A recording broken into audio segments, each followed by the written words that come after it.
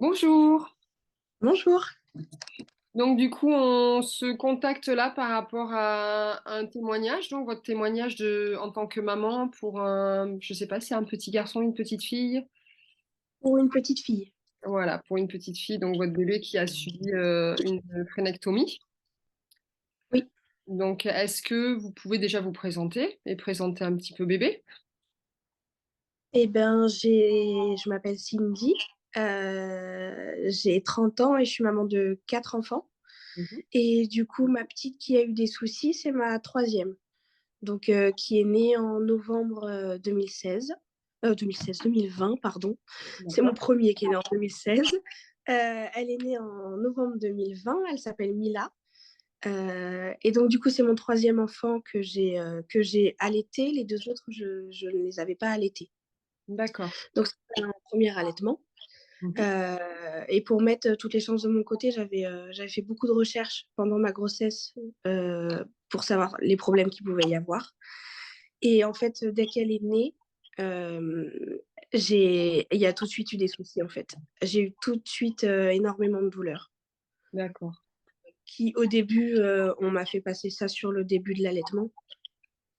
Mais quand au bout de quelques jours et c'était à pleurer à chaque tétée, j'ai bien compris il y avait pas que ça, quoi. Vous aviez des crevasses, c'est ça? Oui, j'avais des crevasses et en fait, elle se décrochait énormément du sein et elle n'arrivait pas à l'attraper, en fait. D'accord. Et du coup, elle pinçait énormément, ce qui occasionnait énormément de douleur. Je pleurais vraiment à chaque tétée, donc c'est ce qui m'a poussée du coup à tout de suite prendre rendez-vous avec Delphine Meuric. Ok. Donc le Euh, consultant par lactation IBPLC. oui, juste pour voir ce que je savais. Voilà, je savais qu'elle était formée au frein, j'avais déjà toutes les coordonnées. Et donc je suis quand même restée comme ça quelques semaines le temps du rendez-vous. Et, euh, et finalement, le jour du rendez-vous, juste en essayant de l'examiner, ma fille a eu tout de suite un, un réflexe nauséeux. D'accord. Un très gros réflexe nauséeux. Elle n'a pas pu l'examiner en fait. Ok. Vous Donc, aviez consulté avant quelqu'un d'autre, un médecin, un pédiatre non, il y avait mon médecin, mais c'était mon médecin de famille qui s'y connaît pas vraiment en allaitement. Les sages-femmes de l'hôpital, bah, non plus. Pour eux, la prise était bonne et puis bah, il fallait juste serrer les dents en attendant que l'allaitement se mette en place en fait. D'accord. Et ma sage-femme qui me suivait, bah, pareil, n'était pas formée et bah, elle avait rien remarqué quoi. Ok. Voilà. Donc vous avez vu Delphine alors votre bébé il n'arrivait pas à prendre le sein et lui sinon au niveau des symptômes il y avait quelque chose. Comment vous le nourrissiez du coup? Alors, alors, par chance, j'avais beaucoup de lait. Donc, du coup, elle arrivait quand même à avoir ce qu'il lui fallait. Elle grossissait quand même. Mais à côté de ça, du coup, elle n'arrivait pas à prendre bien le sein. Elle avait énormément de gaz, énormément de rots. Je ne pouvais pas la poser. Elle était toujours dans mes bras. Elle dormait très peu. Et vu qu'elle avait du mal à boire, elle tétait toute la journée, quoi. Toute la journée, toute la nuit, tout le temps. Et on voyait qu'elle n'était pas bien hein, quand je la mettais dans son cosy pour partir en voiture. C'était des hurlements. Elle était vraiment pas confortable, quoi. D'accord. Donc, c'est tous ces petites choses-là m'ont directement fait penser au frein. D'accord. Et du coup, donc après votre consultation avec Delphine, vous avez vu peut-être un thérapeute manuel, non? Du coup, elle m'a tout de suite envoyée chez une orthophoniste. Ok. Donc, je suis allée faire le bilan peut-être 10 jours après chez l'orthophoniste. Et effectivement, elle avait un énorme réflexe nauséeux qu'il a fallu déjà régler pour pouvoir après travailler pour le reste. Quoi. Mais le premier gros travail, ça a été de supprimer ce réflexe nauséeux. Ouais. Et une fois le réflexe nauséeux enlevé, elle a aussi été suivie par une chiro parce qu'elle était énormément tendue. Et du coup, c'est là qu'on a pu voir qu'elle avait les freins de joue, les deux qui étaient serrés, un frein de langue pareil hyper serré. Alors, je me souviens pas des termes exacts parce que ça fait 2 ans, Ouais. mais il était très très serré. Et pareil pour le frein de lèvre, elle avait un frein de lèvre, donc elle pouvait pas retrousser la lèvre non plus. D'accord. Donc du coup après vous avez travaillé en faisant des exercices. C'est ça, les exercices à la maison, du coup que la l'orthophoniste, m'a montré, donc qu'on faisait, au bien 7 fois par jour, Mmh. au moins. Elle a toujours accepté, enfin ma fille a toujours accepté que je lui fasse, donc ça m'a bien aidée. Mais ça a duré bien 2 mois, 2 ou 3 mois de préparation, heu, D'accord. pour enlever ce réflexe et pour, faire tous les massages et tous les exercices avant pour l'aider. Ouais. Déjà ça, les massages l'ont quand même un petit peu aidée pour les tétés. Ouais.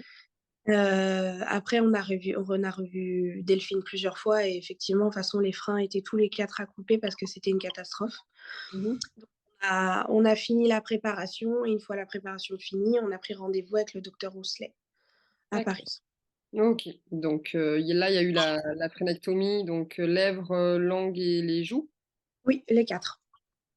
Il y Les a eu, les freins ont été coupés tous les 4, et le soir, bon, bah, la 1re soirée a été très compliquée.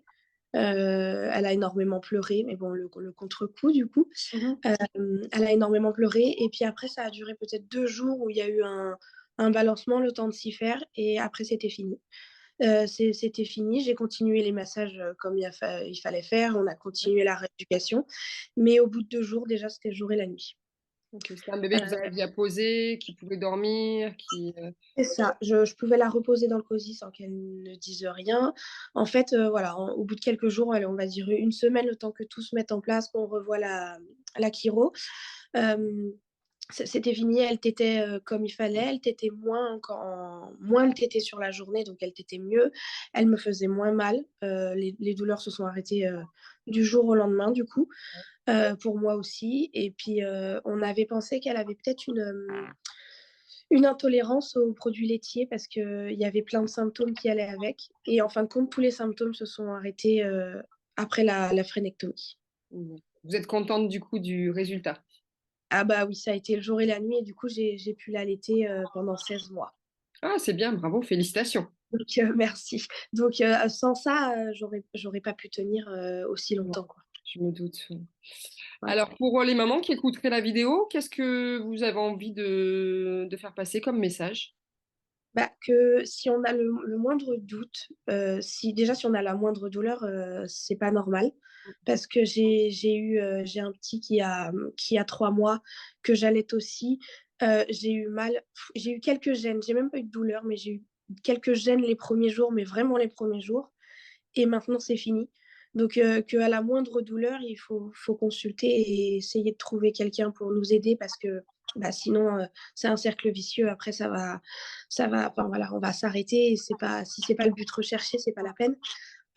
Qu'à la moindre douleur, voilà, il faut consulter, il faut surtout s'écouter et pas écouter tous les médecins qui des fois nous prennent pas du tout au sérieux en fait et trouver les bonnes personnes pour nous aider et puis, bah, après ça roule quoi. Une fois que tout est réglé, il y a plus de soucis. C'est ça. Et si vous deviez dire quelque chose aux professionnels de santé, ça serait Bah, quoi? que pareil, que soit ils se forment, soit qu'ils arrêtent de nous prendre pour des fous. Mmh. Parce que quand j'ai annoncé ça à mon médecin que, j'allais lui faire couper les freins, il m'a clairement pris pour une folle. Mais après quand il a vu le changement, il a quand même dit que, bah, voilà, c'est pas quelque chose qu'il connaissait, mais qu'a priori, oui, ça lui avait fait du bien et Mmh. qu'on avait eu raison quand même de le faire. C'est pareil pour mes proches. Quand j'ai commencé à en parler à mes proches, ils m'ont tous pris pour une folle et quand ils ont vu le changement, ils m'ont dit: «Mais tu as eu raison de le faire 1000 fois. Ça a plus rien à voir, c'était plus le même bébé». C'est ça. Bon, même physiquement, elle a changé, en fait, parce que ses traits n'étaient plus tirés, Mmh. sa bouche, enfin tout son physique a changé même, même pas que sur les tétés ou quoi, vraiment même son physique. Mmh. Ouais, oui, ouais, c'est ça. Plus détendu aussi. Oui, ah oui, oui, beaucoup plus détendu. Mmh mh. OK, ben merci beaucoup pour, Cindy, pour, ce témoignage Bah, de rien, c'est avec plaisir. et puis bonne suite, hein, avec ce bébé. Enfin Merci. maintenant, elle est grande, elle a quel âge? Elle a eu 2 ans, Voilà, 2 ans, mais tout va donc bien? mais tout va bien. Voilà, super. Super, super. Bon, beh, bravo, merci beaucoup et puis bonne suite à toute la famille. Merci beaucoup, c'est gentil. Au revoir. Au revoir.